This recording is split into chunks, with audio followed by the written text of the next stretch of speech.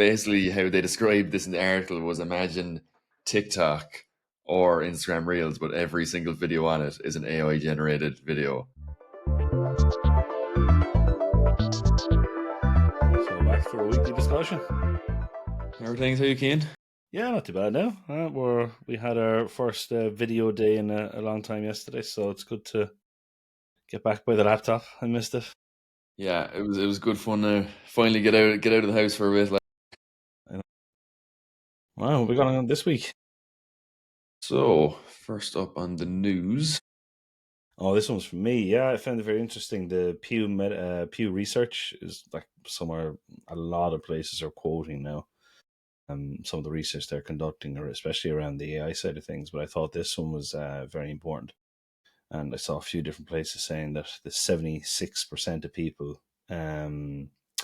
would like to be told if this is artificial intelligence or not. So, like, to me, that's, you have to label it or mark it as AI so people know the difference, which is a massive thing.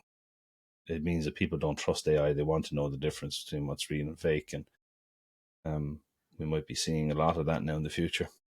I think things will documents be showing, or will videos and images start showing, hey, this is likely AI? I hope so, to be honest. It's kind Because of some of like the way. the stuff is so real. Yeah. It's kind of like I think Twitter kind of does that as well. That it'll say that this image is AI generated, or this is like an AI piece of text or something. I saw that, what is it, Ask Grok, and then like, I saw there was a video of they put an invasion was happening, and I was like, oh God, what's going on now? And then next time down below is like, oh, this video is actually from 2014 insurgents in wherever. I was like, oh, okay, well, at least Yeah, that kind of at least narrow that down. yeah. It's actually necessary because I mean, like, you wouldn't. These things they could be pulling from anywhere. Like, you wouldn't know what's real and what's not. No, people can reference, and I suppose in that case it wasn't actually AI; it was just previous footage. But it was good Yeah, that the true. AI determined that this story has no relevance to the copy that's in that tweet. Or yeah, did it still call them tweets if it's on X? Yeah, X's maybe or something. Yeah, I actually don't know. It's a good question. I feel Yeah, like they'll never fully shake the name Twitter. no, Um, right. So this is the next one. So Meta launches Vibes. It's a short form video feed for AI slop.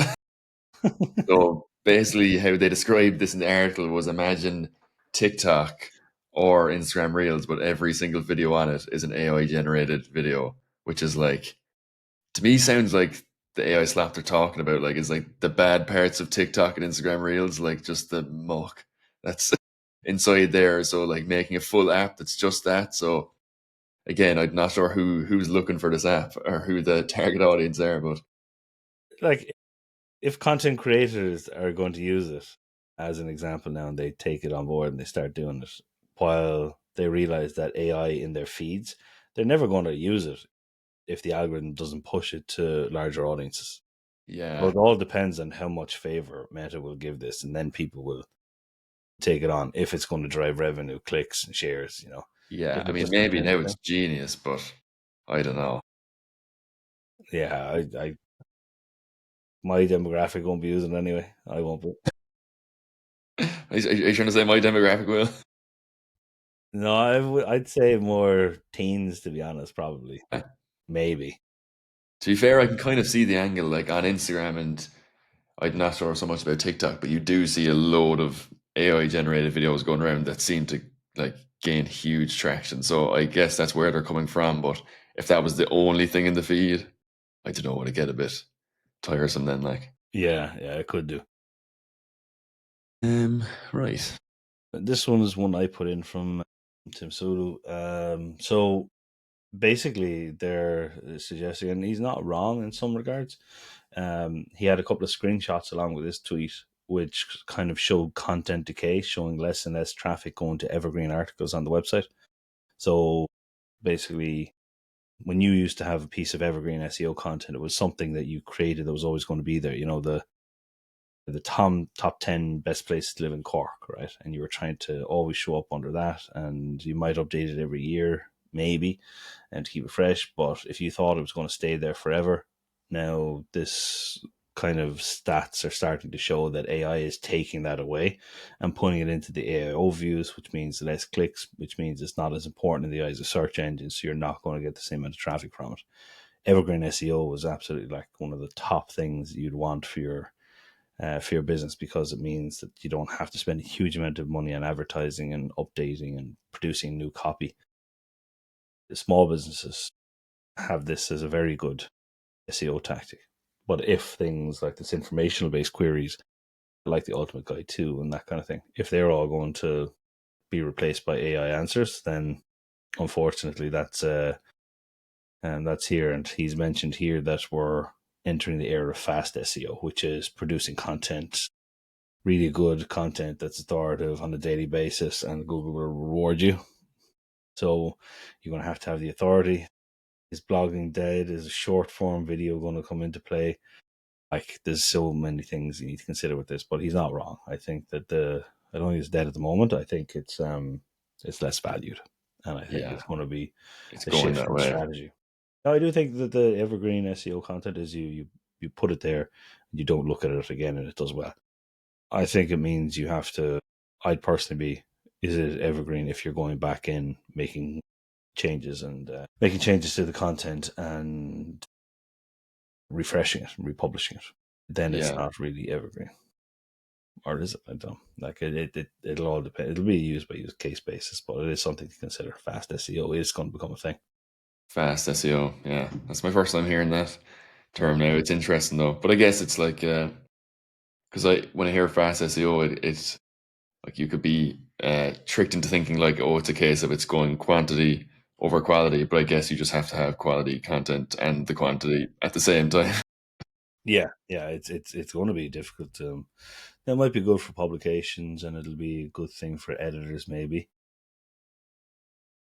and researchers will do very well out of this. But you're also going to have the bad players that are going to use AI to really do the programmatic kind of stuff, and it's going to be very difficult for the search engines to catch that kind of stuff. Yeah, and you wonder, will there just be more? Will there just be so much more stuff being posted?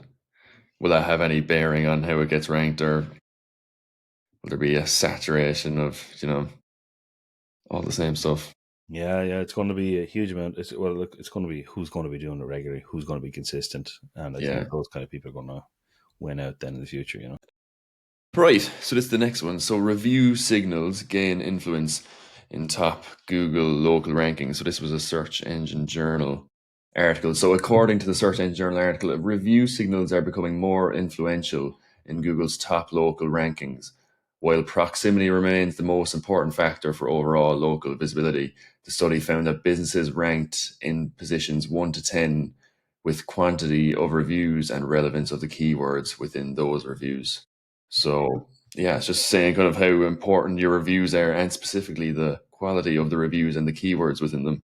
Yeah, there was. I remember myself and another SEO who were kind of involved in a project together brought this up, and I was saying that I personally I know the signals don't do it, but I just have this feeling that reviews are going to count because Google are going to want positive companies in their search results. So why wouldn't it be?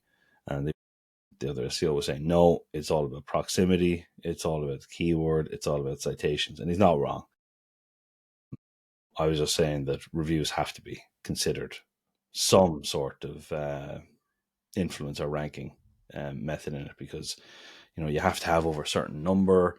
If you just have like 55 star and no one's actually left any genuine reviews, it also matters who reviews you though. So is it going to be a local guide, someone who does regular reviews, or is it like some dummy account where they've just given you a random 5 stars for no reason? But it is something. The keywords within a review too is a funny thing because you kind of have no control over the words the person uses to review as well. It's a funny one. Restaurants will be like, yeah, the food here was amazing, and they'll show up under, food near me. That makes sense. Yeah, SEO, if you're going to do it, let's say if we wanted to rank, we'd have to ask clients, oh, could you leave us a bit of feedback about, and if you could just mention the service that we did. So it's like it's asking rather than just expecting the review to come in. The English yeah. industry would be different, but you'd want, if you were a financial services person, you want to show up under mortgages or mortgage advice Cork or Dublin, you'd have to go to all the people you help with mortgages and ask them, can you say something specific about mortgages? And the other one might be about life insurance, so it does matter. But I'm glad to see this, the review, and I tell you why this is going to be so much more important as well. If you think about it, when we look at the AI overviews and AI mode, when Google suggests those top 10 companies, they're going to want to suggest the ones that have the good track record. Yeah, that's true. But does that open up a can of worms where you can pay companies to negatively influence rankings? Which is Yeah, something. reviews are a very fickle thing as well, like, Yeah. and like probably an easy thing for people. Like a lot of people probably fake them as well. Like, there must be some sort of safeguard in there to find the fake ones. But like, I mean, people must do it. Yeah, no, there is, and you can object to negative ones or request people to look at it, but it takes money. Yeah, because I think we even said that before. I can't remember how it came up, but like all it can take is one bad review, because when you go to look at the reviews for something, you never read all the top 5-star ones. You always look for that Negative. 1 star one. Yeah. I put this one in. I thought this was an interesting little fact. So this goes to show that it looks like OpenAI ChatGPT might be preparing to launch their paid marketing efforts and have ads, or have an ad platform to try and gain revenue from premium ads. And the only reason I saw that is because the growth paid marketer platform engineer was a job role that was being brought up, or being released on OpenAI's platform. So looks Okay. like they're going down that route extensively. Interesting. I suppose it was always probably going to happen, was it? Yeah.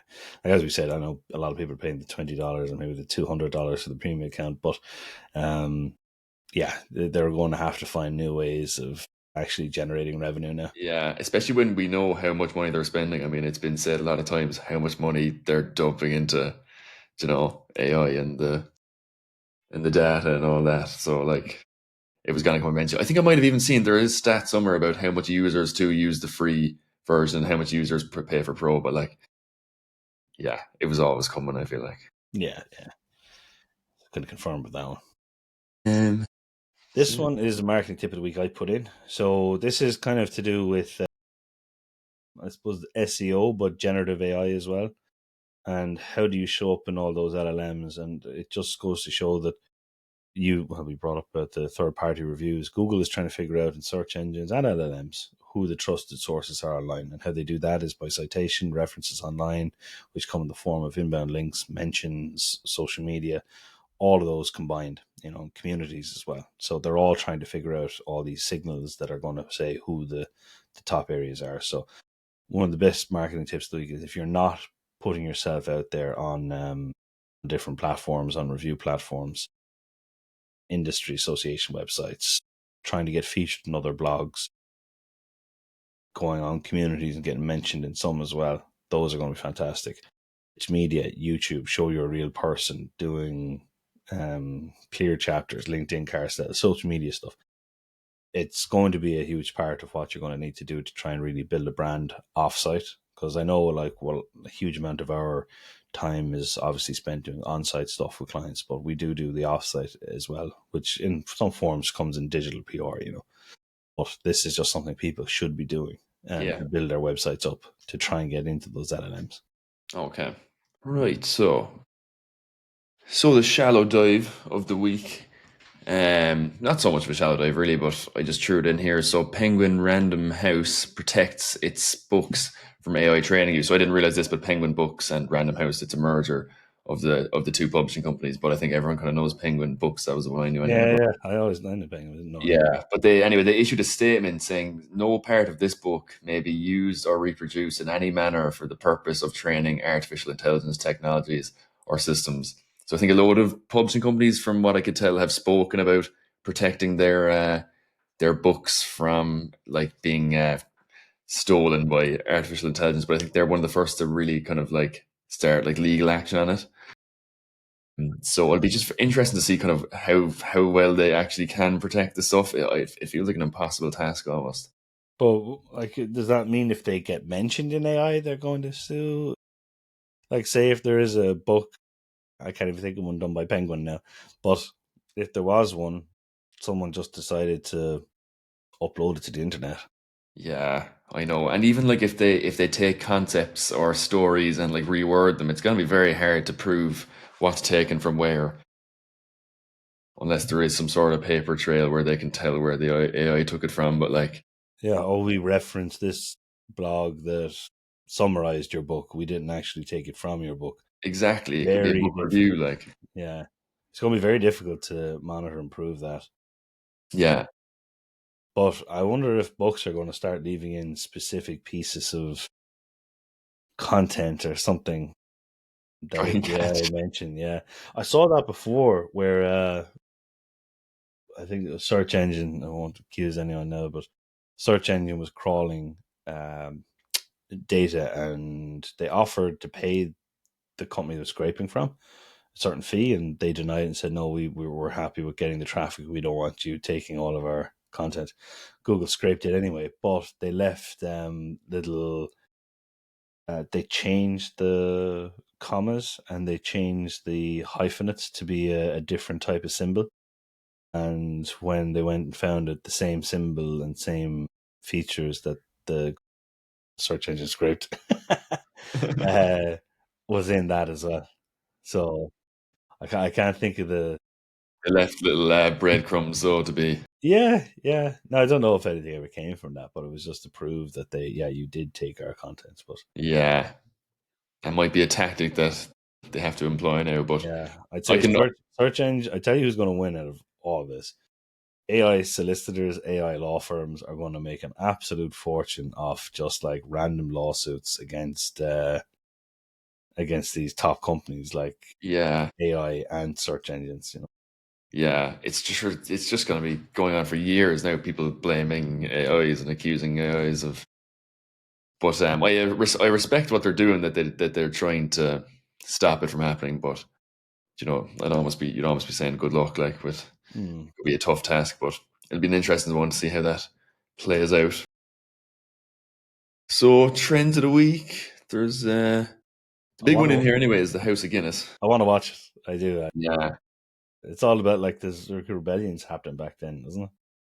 yeah, and I think just the whole family of the Guinness family, Arthur Guinness and all. But I think I've heard very mixed things, so I don't really know what to think. But yeah, anything else in there now? The Few bits. budget for social welfare. James Comey. Nothing massive. That seems House of Guinness is the main one. Yeah.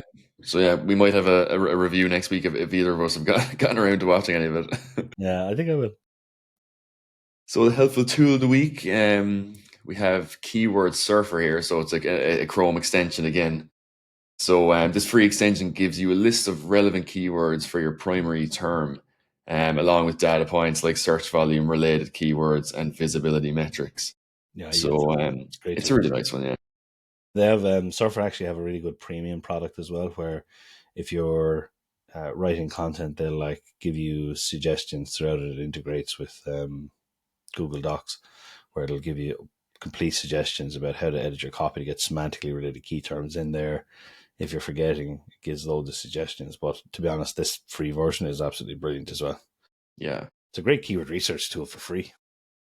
exactly. Yeah, it's no, it's very handy, and I like how it comes up like right in the screen. Like it's not like something to kind of go looking for. Yeah. But yeah, no, it's a handy one. I was just thinking there, these probably all look like ads. This helpful tool of the week section every week looks like we're probably looks like we're doing an ad. Promos. No, we have no affiliations. So this is our Ask the Expert section again. So it's just expert this week, and we've just got key in here. So we'll just fly through a few small ones here. So some little scenarios. So I'm a contractor and I've started a new website, but I'm not getting any new leads from it. Oh, this one came in on Instagram, isn't it? Yeah, look, a lot of the times what'll happen is when we go in and have a look at a website, someone will just have had a website in the last month, 3 months, and they haven't gotten the leads they've expected to because they've done no promotion. Yeah, Put it up on their LinkedIn, they share it on their social media, and they can't understand why it's not working. But in 80 to 90% of situations, we'll pop in there and we'll have a look at the copy. The copy is just general. It hasn't been SEO optimized. There's been no targeting of keywords done on any of the topics. And generally, that's why it never. And sometimes the developer, it's not a developer or web designer's fault because they're paid for visuals a lot of the time, but they wouldn't have installed their Google Analytics to see how people are using the website. They wouldn't have installed Google Search Console to see how Google is bringing people through to your website, or Bing Webmaster Tools, any of those platforms. So without those in place, it's very difficult for you to kind of see how the website is performing. But generally, if you're not getting any at the moment, that might not. And by the way, that 20% of the time, people have put in the keywords and done everything. But a brand new website can take a huge amount of time to show up in search engines because it hasn't built up that authority. Google doesn't want to give it that reward, or search engines don't want to reward the website yet because it's so new. So those are things to consider. And if that is the case and you need instant leads, probably should consider Google Ads for a short period of time just to make sure that you are getting leads. And you don't have to spend a huge budget. Like a cup of coffee budget can do very well for you. If you're, I don't know, well, I suppose a contractor, say if you're a carpenter in Cork, just go after Google, type in a search campaign, carpenter in Cork, that's it. No other keywords. Put €300 behind it, see how many leads you get in a month. I'd almost guarantee that you'll get 5 to 6 leads off that. Right. Now that doesn't sound like a lot, but each of those jobs could be an understairs storage. It could be, and it's worth €1,200, and then all of a sudden, okay, that's maybe I should put more money into that. It could be putting down floors. If you're a plumber, it could be a boiler fix, or it could be a boiler maintenance, or very handy ones. You can get a couple of those, but if you're able to get your leads down to €10 for a lead, there's potential 30 jobs per month, Yeah. and most of them you'd be turning away because you want to take the big ones on then. Yeah. Not all leads are created equal, just so everyone knows. Like, you could get a really good lead 1 month or 1 week and then get 3 really bad leads of someone whose radiator isn't working or the cistern tank is making noise, that they don't want to deal with. But then every now and then you'll get a job where it'll come in. It's like, oh, we have a new build. We need everything put in from scratch. We need to show up in these days. But that's generally that you need to make sure that the website is making. And actually, we're doing an offer at the moment. Mark came up with, so we're doing a free website SEO audit for just a fast track one where we just have a look at the website, see what problems there are. So get in touch if you need that. Yeah, absolutely. Fast track website audit. Yeah. Right. So next one. So this is a bit of a longer one. Another one that came in. So I run a small e-commerce store selling handmade furniture. Bigger retailers outrank me for every keyword. How do I compete when I can't match their budgets or domain authority? So do you know what this is? You can compete by just being that little bit better on the content side of things at the moment. That might not always be the case, but at the moment you have to be willing to do the things that your competitors aren't willing to do. And a lot of the time you can beat out the bigger businesses because they have like red tape, there's approval processes. If you're able to update content regularly, put up little pieces of marketing, that's how you can get ahead pretty quickly. I did it on my own website where just like, I'm just going to invest a load of time building something up here massive, and then it worked, and I ended up getting a load of leads off it. And it's the same thing, but you need to be smarter about how you do it, and you need to build out more high level long tail keywords. So handmade furniture is an example. You might want to do red handmade kitchen chairs, something like that, and start doing specific and building out those products all the time. I know it's bespoke, but you mightn't have like a huge amount of inventory, but you can show up under those search terms. So, how do you balance site performance improvement with design heavy JavaScript driven websites? You get off JavaScript and you leave forever. Plain No, and simple. look, JavaScript. I haven't had amazing positive interaction with JavaScript websites at the moment. Not saying that they can't. I have seen ones who have started JavaScript and they've built slowly over time. But generally, any ones I've seen move from like a WordPress or Shopify or something like that to a heavy JavaScript based site. they've lost a bit of traffic because JavaScript, for some reason, doesn't render as good as the HTML. It can take a little bit of time for it to work. Some platforms are better at rendering JavaScript than others, such as like Google can really do a good job of it. Maybe AI finds it very difficult to render some JavaScript things. The one thing I would find about JavaScript websites, and this is me as a marketer, not as a technical, is you're very reliant on expertise. While now we have CMS systems where we can update things very quickly, sometimes if you want to make changes to design or copy that, you have to enroll a JavaScript person to do it. Yeah, speed is an awkward one as well with JavaScript. Like they say, it's so much faster, but then it is faster when you're interacting and moving throughout the website, but it does take that little bit longer for an initial load sometimes. Things that they don't consider. But yeah, it's me. I'll move away from JavaScript.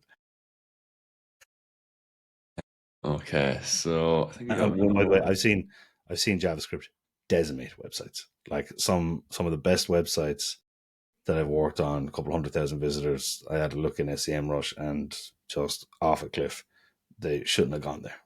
Yeah, You there is need something to about that. understand that it can have an impact, especially if something is performing very well at the moment. And It's probably a we've decision to make at the start. So is it before like you may potentially get to that high level and then end up you don't want to drop off? Maybe it's just a decision you kind of make at the start and have to stick with it or yeah, stay away. look, businesses make these decisions for internal reasons. They think it's going to be they've been sold a dream, unfortunately.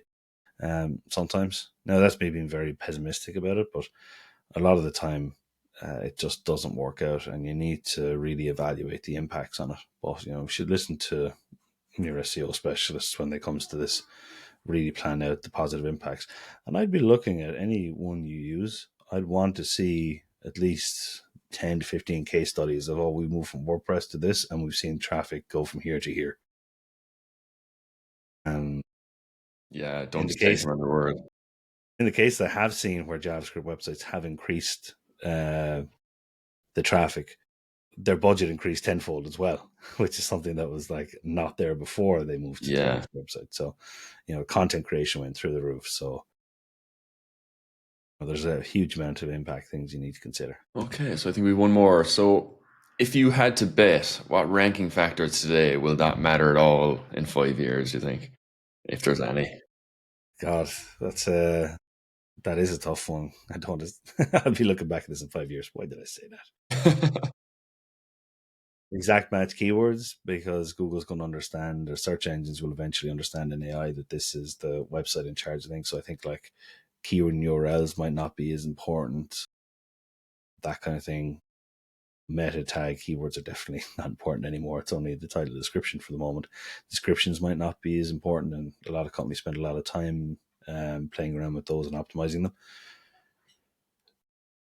What else? They're kind of the main ones that I can see. Yeah, Someone asked me where do I see websites going in the future, and I was like, a lot of people are saying your website will always be there. It just won't be as an important part for a lot of businesses, because say if you're like a booking engine or something like that, or you're a hotel, they say that you're going in the future going to building AI agents where it'll just guide and book. So you say, oh, I need to book a room, double room. I want breakfast and I want it in this hotel on this day.